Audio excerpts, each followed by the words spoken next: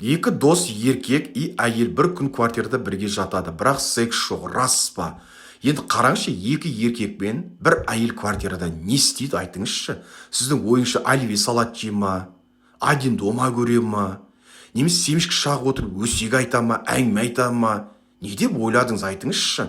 Екі еркек сізге айтады, бүгін квартираға барамыз десе, сіз не деп ойлайсыз? Боламын деп ойлайсыз, немесе телевизор көріп ұйқымды қандырам деп ойлайсыз ба? Айтыңызшы. Не істейсіз? Квартира барамыз, дайындаласыз, астыңызды кір сабымен, хлормен жуып, сеточный мерседес трусиңізді киіп, әртіс көйлегіңізді киіп, әтіріңіз сүйіп, дайындалып шығасыз, былай айтқанда.